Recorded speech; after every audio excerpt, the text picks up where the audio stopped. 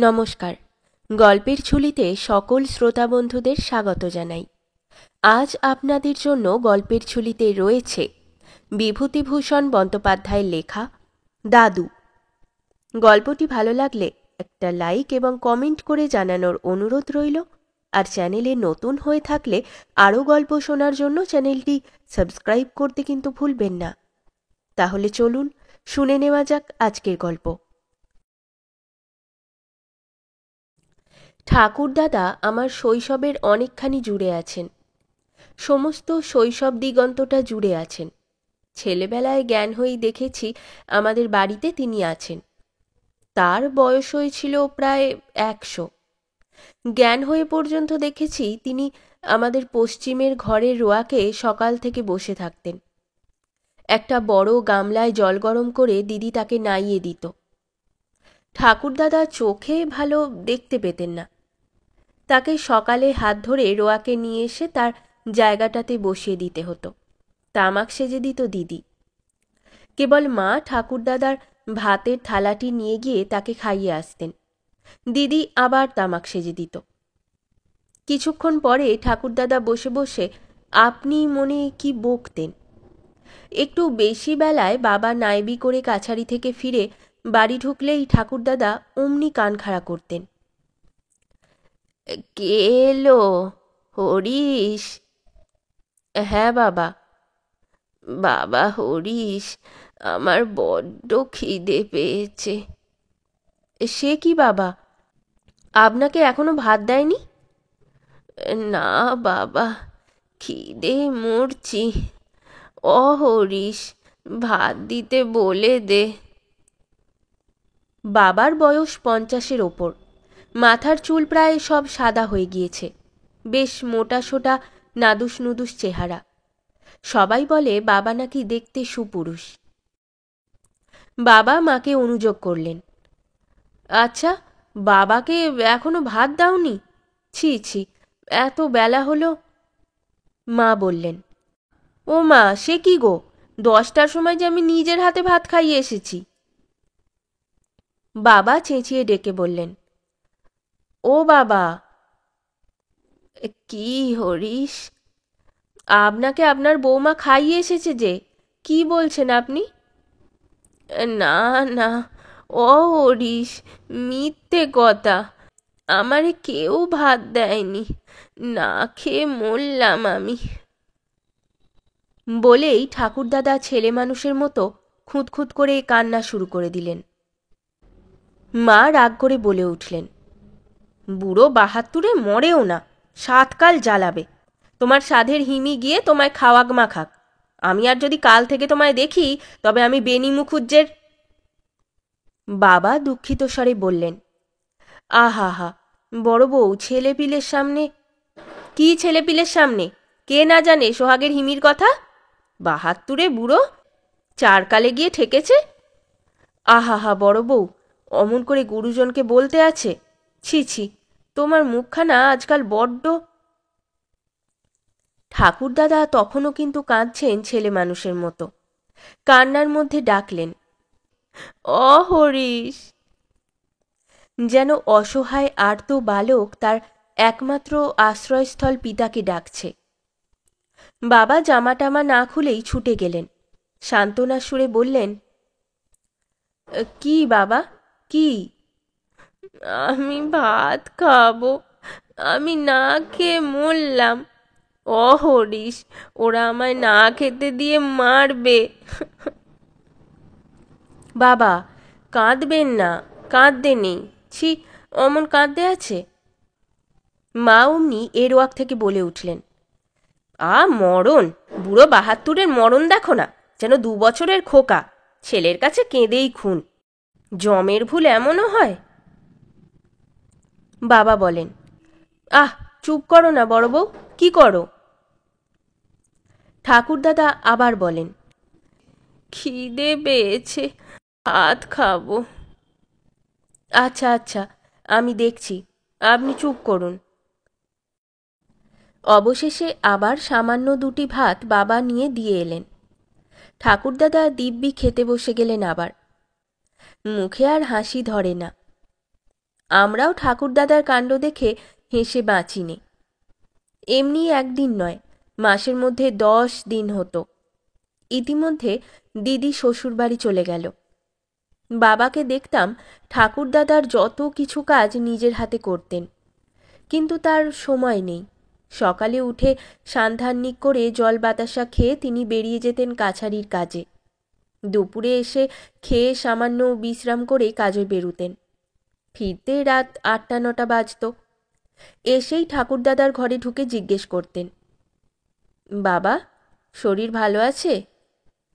এদিকে ঠাকুরদাদাও সারা দিনের যত অভাব অভিযোগের কাহিনী জমিয়ে রাখতেন ছেলের সামনে পেশ করবার জন্য সেই সময়। আর বাবা, শরীর ভালো, একটু তামাক তা কেউ দেয় না, টিকে ভিজে আগুনও ধরল না। আজ এমন মশা কামড়াতে লাগলো দুপুরবেলা, মশারিটা কেউ টাঙিয়েই দিলে না। এই দেখ না পিঠটা। তারপর কাঁদো কাঁদো সুরে বললেন, তুই একটু হাত বুলিয়ে দে হরিশ। বাবা বসে বসে হাত বুলিয়ে দিতে থাকেন। তুই বাড়ি না থাকলে আমাকে সবাই অগ্রাহ্যি করে।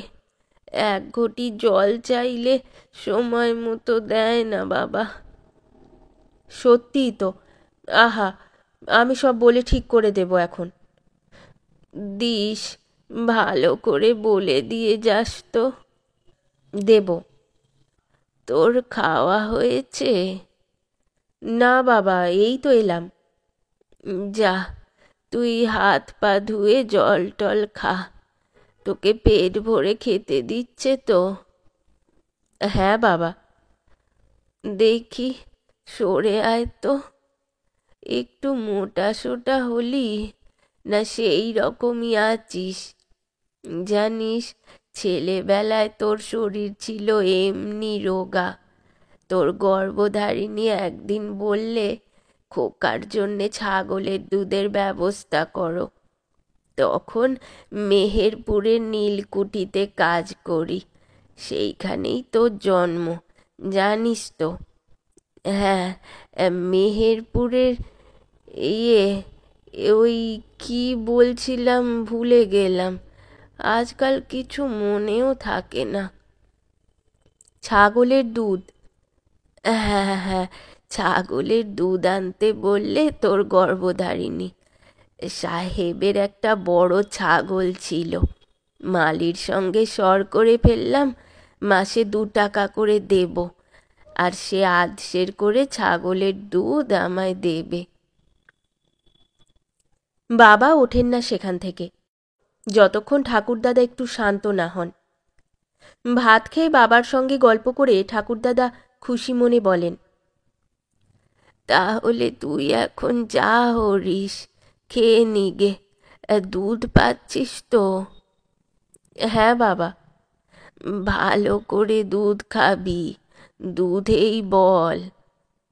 না বাবা, দুধ ঠিক খাচ্ছি। বাবা চলে গেলেন। যাবার আগে ঠাকুরদাদাকে বিছানায় শুইয়ে নিজের হাতে একটা মোটা চাদর ওর গায়ে ঢেকে দিলেন। চাদর খুলবেন না বাবা, ঠান্ডা লাগবে। মা বকতেন, হলো বাপের সেবা? বাবা, এমন কীর্তি কখনো দেখিনি। বাবা একটু লজ্জা ও সংকোচের সঙ্গে বলতেন, আহ, চুপ করো। কেন চুপ করব? বুড়ো বাপের আবদার যেন 6 বছরের খোকার আবদার, এমন কাণ্ড যদি কখনো দেখেছি। না দেখেছো না দেখেছো, থামো তুমি। ওই যে কদিন বুড়ো আছে, তারপর আর। সে সবাই জানে, তারপর কি আর তুমি বুনোপাড়ার দিগম্বর বুনোর সেবা করবে? এখন দুটো খেয়ে নিয়ে আমার মাথা কিনবে এসো। সেদিনই গভীর রাত্রে আমরা সবাই ঘুমিয়ে, তখন ঠাকুরদাদা নিজের ঘর খুলে হাতড়ে হাতড়ে বাইরের রোয়াকে এসে ডাকছেন, অ বৌমা, অ হরিশ। বাবা ধর্মর করে উঠে বাইরে এসে বললেন, কি বাবা, কি হয়েছে, কি হয়েছে? বাবা হরিশ, কি হয়েছে? বৌমা আমায় ভাত দিলে না। রাত কত হয়েছে দেখ তো। আমি বসে বসে ঘুমিয়ে পড়েছিলাম। ভাত হয়নি এখনো। বাবা অবাক। মা ঘুম চোখে উঠে বললেন, কি? বাবা ভাত চাইছেন। বাবা, হাড় মাস কালি হয়ে গেল। ঢের ঢের সংসার দেখেছি, ঢের ঢের শ্বশুর দেখেছি, কিন্তু এমন ধারা কাণ্ড কারখানা কখনো শুনিনি, কখনো দেখিনি। চেঁচালে কাজ চলবে? ও কি সব সময়। ইতিমধ্যে আমার নির্বিকা ঠাকুরদাদা, যিনি চোখে ভালো দেখেন না, কানেও ভালো শোনেন না, আবার ডেকে উঠলেন, হরিশ, বৌমা। যাই বাবা, যাচ্ছি। আমাকে ভাত দিয়ে যাও, খিদে পেয়েছে। বাবা গিয়ে ঠাকুরদাদাকে সান্ত্বনা দিতে লাগলেন। অবোধ শিশুকে যেমন লোকে সান্ত্বনা দেয়, তিনি খেয়েছেন সন্ধ্যার পরেই। তার বৌমা ভাত দিয়ে গিয়েছে মাগুর মাছের ঝোল দিয়ে। মনে নেই তার। তাকে ভাত না দিয়ে কি বাড়ির কেউ খেতে পারে? এখন রাত 2টো, এখন কি ভাত খেতে আছে? এখন খেলে তার অসুখ করবে। কাল সকালেই, খুব ভোরেই তাকে খেতে দেওয়া হবে। রাত তো ভোর হয়ে গেল। অমন করলে সবারই মনে কষ্ট দেওয়া হবে। অমন কি করা উচিত? ছি। ঠাকুরদাদা বালকের মতো আশ্বস্ত হয়ে বললেন, খেয়েছি। হ্যাঁ বাবা, আমার কথা বিশ্বাস করুন। মাগুর মাছ এনেছিলাম আপনার জন্য হাট থেকে কিনে, তাই দিয়ে ভাত খেয়েছেন। সত্যি বলছি, আপনার সঙ্গে মিথ্যে কথা বলছি নে। চলুন, শোবেন আসুন। ঠান্ডা লাগবে, ঘরের মধ্যে আসুন। আচ্ছা, আচ্ছা, আসুন। বাবা হাত ধরে ঠাকুরদাদাকে ঘরের মধ্যে নিয়ে গিয়ে যত্ন করে শুইয়ে দিয়ে চাদর দিয়ে ঢেকে দিয়ে আবার এসে শুয়ে পড়লেন। মা বললেন, সহজে মিটল? মেটাতে জানলেই মেটে। এখন থেকে বাবার জন্য 2টো ভাত রেখে দিলে কেমন হয়? হ্যাঁ, তারপর ওই বুড়ো বয়সে পেট ছেড়ে দিক, এই শেষ রাত্রিরে গিলে। তখন ঠেলা সামলাবে কে শুনি? বাবা ন্যায্য পক্ষেই বলতে পারতেন, যে এতকাল সামলে আসছে সেই সামলাবে। কিন্তু তা তিনি বলেন না। নীরবে গিয়ে আবার নিজের ছোট্ট খাটিয়াতে শুয়ে পড়েন। কাছারির কাজে বাবাকে কয়েকদিনের জন্য গোয়ারিতে গিয়ে থাকতে হলো। যাবার সময় বারবার মাকে বলে গেলেন, ঠাকুরদাদার যেন কোনো অসুবিধে না হয়। অযত্ন না হয় এ কথাটা বলতে বোধহয় সাহস করলেন না, তাহলে ধুন্ধুমার ঝগড়া বেঁধে যাবে। ঠাকুরদাদাকে গিয়ে বললেন, বাবা, আমি গোয়ারি যাচ্ছি। এই 5-6 দিন দেরি হবে। একটু বুঝে সুঝে চলবেন। আপনার বৌমাও তো কাজের লোক, ছেলেপুলে নিয়ে বিব্রত। কবে আসবি? বুধবার নাগাদ। আজ না গেলে হতো না? শনিবারের বারবেলা নিশিকান্ত তরফদার বলতো মেহেরপুরের কুঠির জমানবিশ ছিল শনিবারের বারবেলা। কে বললে আজ শনিবার? তবে কি বার? শুক্রবার। তা কি করে হয়? তুই বললি 5 দিন দেরি হবে, তবে আজ শনিবার হলো না। বাবার অত হিসেব এখনো মাথায় আছে? 5-6 দিন বললাম যে। আপনি ভাববেন না, কোনো অসুবিধে হবে না আপনার। বাবা তো চলে গেলেন। এদিকে 2 দিন বেশ কাটল। তারপরই ঠাকুরদাদা উৎপাত শুরু করলেন। রোজ সন্ধ্যের পর অভ্যাস মতো বলেন, হরিশ। কেউ উত্তর দেয় না। মা আমাদের চোখ টিপে বারণ করে দিতেন বাবা বাড়ি আসেননি সে কথা বলতে, কারণ তাহলে ঠাকুরদাদা উদ্বিগ্ন হয়ে উঠবেন। হরিশ, বাড়ি এলি? হরিশ। আমি মায়ের শিক্ষা মতো বলতাম, না, এখনো আসেননি বাবা। আজ কখন কাছারি গেল? আমাকে বলে গেল না? আমরা উত্তর দিইনি।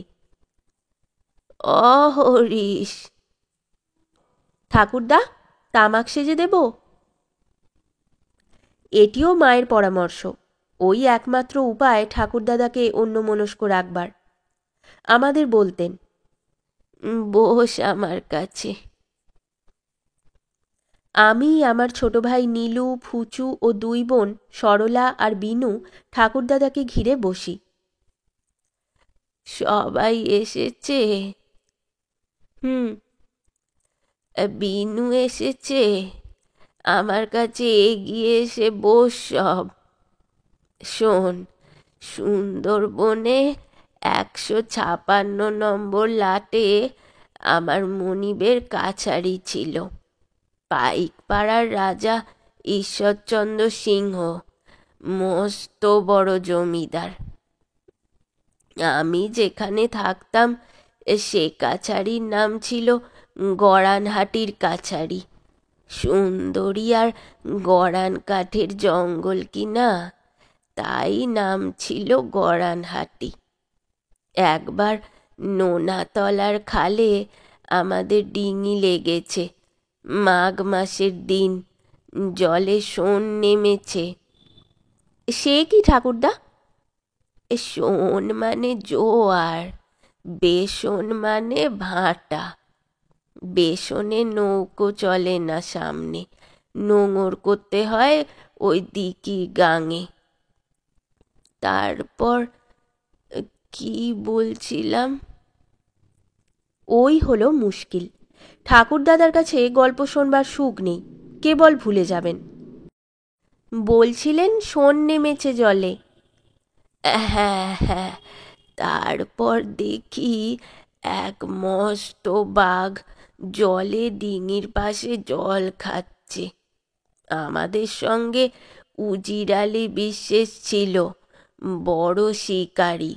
সে অমনি বন্দুকের চোং বাগিয়ে এক দেওর করলে। এক দেওর, দু দেওর, ব্যাস, বাঘ উল্টে পড়ল খালের জলে। হ্যাঁ মনু? কি? তোর বাবা এলো? না, এখনো আসেনি। গিয়ে দেখে এসো দাদা ভাই আমার। হরিশ। আসেননি বাবা, গল্প বলুন ঠাকুরদা। দেখে এসো না দাদা ভাই। দেখতে হবে না, আসেননি। এলে আপনার সঙ্গে কথা বলতেন না। ঠাকুরদা আবার গল্প বলতে শুরু করলেন।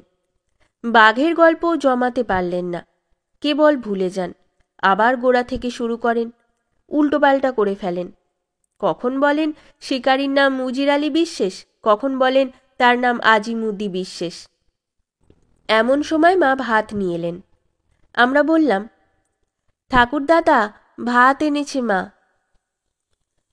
ও, এসো বৌমা, কি রাঁধলে? মাছের ঝোল আর চচ্চড়ি। হরিশ আসেনি বৌমা? না। এখনো এলো না? রাত তো অনেক হয়েছে। রাত বেশি হয়নি, আপনি খেতে বসুন, আমি দুধ আনি। হরিশ এলে বলো আমার সঙ্গে যেন দেখা করে। মা চলে গেলেন। ঠাকুরদাদার সামনে দাঁড়ালে ঝুড়ি ঝুড়ি মিথ্যে কথা বলতে হবে। ঠাকুরদাদা খাওয়া শেষ করে কিন্তু অন্য দিনের মতো শুতে গেলেন না। ঠায় অনেক রাত পর্যন্ত রোয়াকে বসে রইলেন, আর কেবল মাঝে মাঝে যার তার পায়ের শব্দ শুনে বাবার নাম ধরে ডাকতে শুরু করলেন। অনেক রাত্রে মা বললেন, বাবা, আপনি এবার শুয়ে পড়ুন, ফুচুকে পাঠিয়ে দিয়ে আপনাকে শুইয়ে আসুক। হরিশ এসেছে? না। কেন এলো না এখনো? আপনার কিছু মনে থাকে না, তিনি গোয়ারি গিয়েছেন, মনে নেই? বুধবারে আসবেন আপনাকে বলে গেলেন যে। শুয়ে পড়ুন। ঠাকুরদাদা বসে কি ভাবলেন। কথার উত্তর দিলেন না। হয়তো মনে পড়ল বাবার গোয়ারি যাবার কথা। ফুচু গিয়ে তাকে শুইয়ে দিয়ে এলো। অনেক রাতে শুনলাম ঠাকুরদাদার ঘর থেকে কান্নার শব্দ আসছে। মা শুনে বললেন, দেখে আয় কি হলো। গিয়ে দেখি ঠাকুরদাদা বিছানার উপর উঠে বসে কোণের দিকে হাত বাড়িয়ে লাঠি হাতড়াচ্ছেন। তিনি নাকি এক্ষুনি বাবার সন্ধানে বেরুবেন। বাবা কেন আসেননি এখনো, তিনি মোটেই ঘুমোতে পারেননি নাকি। আমরা জানি এ কথা ঠিক নয়। ঠাকুরদাদা বসে বসে ঢুলে পড়েন, তিনি না ঘুমিয়ে আছেন এত রাত পর্যন্ত। ইস, তার জানি নে। ঠাকুরদাদাকে বোঝাবার অনেক চেষ্টা করলাম। অবশেষে মা গিয়ে কড়া সুরে বললেন, আচ্ছা বাবা, আপনার কাণ্ডখানা কি শুনি? ওরা ছেলে মানুষ, ওদের ঘুমোতে দেবেন না একটুও? 100 বার আপনাকে বলা হচ্ছে তিনি গোয়ারি গিয়েছেন, বুধবারে আসবেন, আপনি কিছুতেই তা শুনবেন না। রাত দুপুরে উঠে বাঁধিয়ে দিয়েছেন গোলমাল। ওরকম করলে থাকুন আপনি সংসারে, আমি একদিকে বেরুই। মাকেই ঠাকুরদাদা ভয় করতেন। মা ঘরে পা দিতেই তিনি বেশ নরম হয়ে এসেছিলেন। সুরসুর করে চাদর মুড়ি দিয়ে শুয়ে পড়লেন। সকালে উঠে আমায় কাছে ডাকলেন, শোন মনু। কি? দাদা ভাই, দাদু আমার একটা পয়সা দেব এখন। ঠাকুরদাদা নিঃস্ব নিষ্কপর্দক লোক, তিনি পয়সা দেবেন এ কথা যদিও আমি বিশ্বাস করি নে, তবুও বলি, কি বলছেন? তোর বাবার চিঠি এসেছে? না। আজ কি বার? সোমবার। হরিশ কবে আসবে? বুধবারে। আচ্ছা, যা। বুধবারে বাবা কি জন্যে যেন এলেন না কি জানি। ঠাকুরদাদা সারাদিন রোয়াকে বসে রইলেন। গম্ভীর মুখে তামাক খান আর মাঝে মাঝে বলেন, কে এলো? হরিশ, কিসের পায়ের শব্দ রে? ও ফুচু, ও নীলু। ফুচু বললে, আমাদের রাঙি গাইয়ের বগনা ঠাকুরদা। ও। এই রকম চলল সারাদিন। রাত্রে খাবার সময় খেতে বসেছেন আর মাঝে মাঝে কান খাড়া করে রেলগাড়ির শব্দ শোনবার চেষ্টা করছেন। মুখে কিছু বলেন না, হঠাৎ বড় গম্ভীর হয়ে গিয়েছেন। আমি তামাক সেজে ঘরে ঢুকতেই চমকে উঠে বললেন, কে? আমি মনু। 9টার গাড়ি গিয়েছে জানিস? এখনো যায়নি, আপনি শুয়ে পড়ুন। শব্দ পাসনি গাড়ির? না। ও। বাবার কথা মুখেও আনলেন না, বললেন, পান ছেঁচে এনেছিস? নিয়ে আয়। বাবা তার পরদিনও এলেন না। ঠাকুরদাদা কিন্তু আশ্চর্য রকমের গম্ভীর হয়ে গিয়েছেন। আর কিছু জিজ্ঞেস করেন না, বাবার নাম ধরে ডাকেনও না। শুক্রবার দিন সন্ধ্যার গাড়িতে বাবা বাড়ি এলেন। ঠাকুরদাদা অভিমানে কথাই বলেন না। বাবা বুঝতে পারলেন। মাকে বললেন, বাবার দেখছি রাগ হয়েছে, যাই দেখি ব্যাপার। ঠাকুরদাদা তামাক খাচ্ছেন। বাবা গিয়ে বললেন, বাবা। পায়ের ধুলো নিয়ে প্রণাম করলেন। ঠাকুরদাদার মুখে কথা নেই। বাবা, কেমন আছেন? ঠাকুরদাদা নিরুত্তর। বাবা, রাগ করলেন নাকি? তা আমি আবার রানাঘাট যাচ্ছি কাল সকালবেলা। রাগ হয় না? এবার ঠাকুরদাদার না বলে থাকতে পারলেন না। কেননা ওই যে বাবা বললেন কাল সকালেই রানাঘাট যাবেন, ওতেই ঠাকুরদাদার রাগ জল হয়ে গিয়েছে একেবারে। বাবা হেসে বললেন, আপনি রাগ করতে পারেন, তবে আমি পরের কাজ করি। কাজ সারতে গেলে 2-1 দিন দেরি হয়েই যায়। আমার জন্যে কি আনলি? ভালো জিনিস এনেছি, আপনার ভালো লাগবে। কেষ্টনগরের সরভাজা। তা দিতে বল বৌমাকে। সে সময় মা কালীতলায় প্রদীপ দিতে গিয়েছিলেন। আসতে দেরি হলো। ঠাকুরদাদা অধীরভাবে বারবার আমাকে বলতে লাগলেন, এলো তোর মা, অমনু। বাবা চলে গিয়েছেন নটবর বাণুজ্যের চণ্ডী মণ্ডপে পাশা খেলতে। ঠাকুরদাদা আমাদেরই বারবার জিজ্ঞেস করতে লাগলেন, যা না তোর মার কাছে। ঠাকুরদাদার উদ্বেগের ন্যায্য কারণ যে ছিল না তা নয়। মা ঠাকুরদাদাকে বিশেষ পছন্দ করতেন না গোড়া থেকেই। তার জন্য খাবার এলে বাবা দাঁড়িয়ে থেকে না দিলে ঠাকুরদাদার ভাগ্যে অনেক সময় শূন্যের অঙ্ক লেখা হতো, এ আমি জানি। মা বলতেন, ছেলেপিলেরা খাবে আগে তা নয়, বাহাত্তরে বুড়ো খোকনকে আগে খাওয়াও। অত আমার শ্বশুর ভক্তি নেই। উনি আমার কি করেছেন কোনকালে? কখনো একখানা কাপড় দিয়েছেন পুজোর সময়? ওর হাতে যখন পয়সা ছিল, যখন পাইকপাড়ায় কাজ করতেন। আমি আজ আসিনি এ সংসারে, আমারও হয়ে গেল 30 বছর। আজই না হয় ভীমরতি হয়েছে। কোনকালে উনি ভালো ছিলেন? ওই ছেলে আর ছেলে, আর সব যেন বানের জলে ভেসে এসেছিলাম। একটু নাড়ু কিংবা এতটুকু আমসত্ত্ব ছেঁড়া পড়তো ঠাকুরদাদার ভাগ্যে। বাবা নিজের হাতে খাবার নিয়ে ঠাকুরদাদাকে দিতেন বোধহয় এই জন্যেই। আগে ঠাকুরদাদাকে না খাওয়ালে বাবার যেন তৃপ্তি হতো না। আষাঢ় মাসে ঠাকুরদাদা জ্বরে শয্যাশায়ী হয়ে পড়লেন, আর উঠতে পারেন না। বাবা তাকে বিছানা থেকে উঠিয়ে মুখ ধুইয়ে কাপড় ছাড়িয়ে ওষুধ খাইয়ে দেন। বেদানার রস করে মিছরির গুঁড়ো মিশিয়ে খাওয়ান। কাছারি থেকে আসবার পথে ঠাকুরদাদার ঘরে কিছুক্ষণ বসে তবে এসে স্নানাহার করেন। কি উদ্বেগ তার ঠাকুরদাদার অসুখের জন্য। মাকে বলতেন, বাবার জ্বর কত দেখেছিলে? উনি তো ভুলে যান, ওষুধ ঠিক মতো দেবে। সেরে উঠেও ঠাকুরদাদা প্রায় 2 মাস বিছানা ছেড়ে উঠতেই পারেন না। বাবা আজ ছাগলের দুধ, কাল কুমড়োর মেঠাই, পরশু আমলকির মোরব্বা, যে যা বলে তাই জোগাড় করে নিয়ে এসে খাওয়ান, ঠাকুরদাদা গায়ে বল পাবেন বলে। ঠাকুরদাদাও হয়ে গেলেন একেবারে বালক। তার উৎপাতের জ্বালায় বাড়ি শুদ্ধ লোক অতিষ্ঠ হয়ে উঠল। কেবল দিনরাত খাই খাই আর একে ডাকছেন তাকে ডাকছেন। আমরা পারতপক্ষে কোনোদিনই কেউ ঠাকুরদাদার ঘেঁষ বড় একটা নিই নে, এখন তো একেবারে ত্রিসীমানায় ঘেঁষিনে। 10 বার ডাক দিলে একবার উত্তর দিই কি না দিই। মা ভাতের থালা দিয়ে আসেন নিয়ে আসেন এই পর্যন্ত। কথার জবাব দিলেও খুব হৃষ্টচিত্তে দেন না, যা দেন তাও আবার অত্যন্ত সংক্ষিপ্ত। অথচ সেই মাই নদীর ঘাটে বাণুজ্যে গিন্নির সঙ্গে 1 ঘন্টা ধরে হাবরহাটি বকেন। ঠাকুরদাদা অসহায় শিশুর মতো বাবার পথ চেয়ে বসে থাকেন। বাবার পায়ের শব্দ পেলেই সুর ধরেন, অহরিশ এলি, অহরিশ।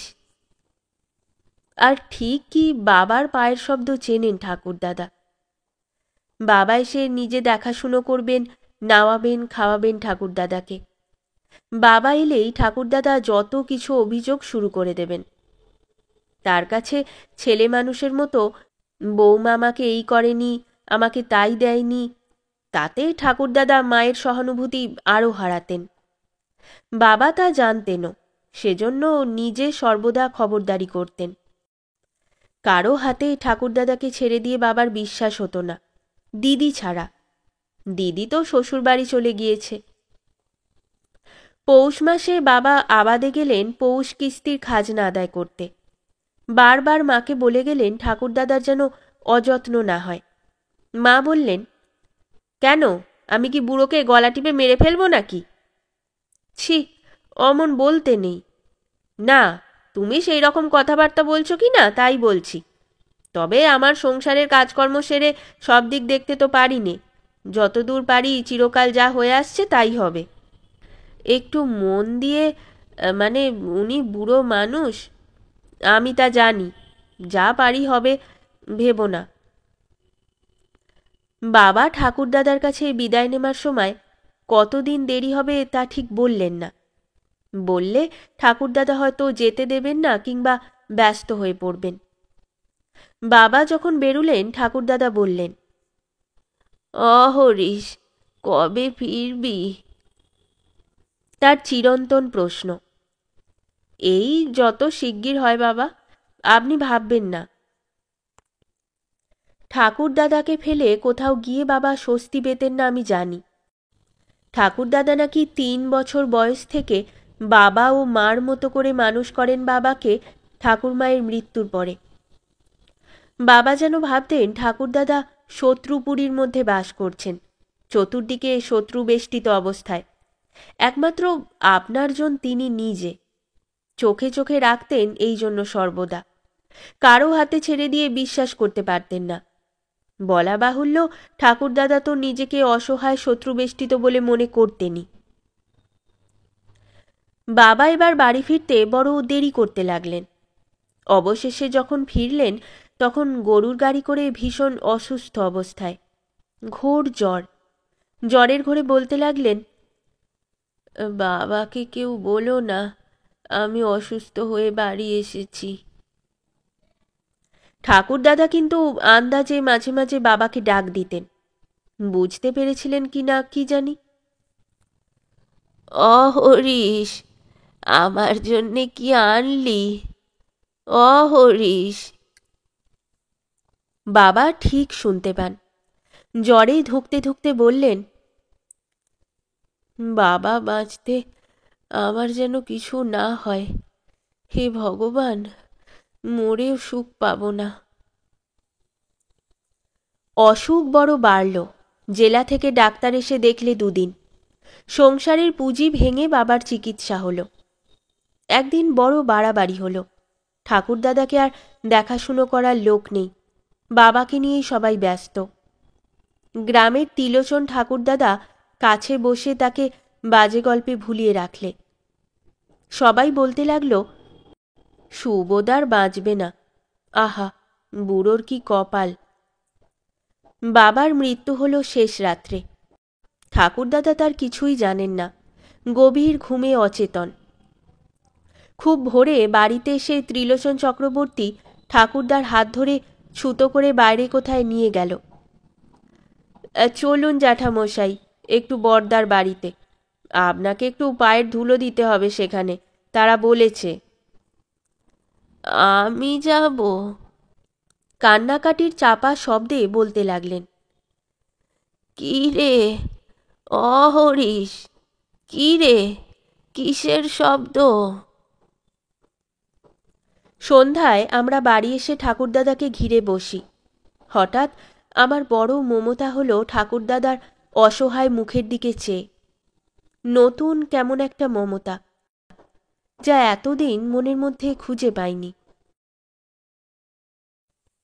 শেষ হলো আমাদের আজকের গল্প।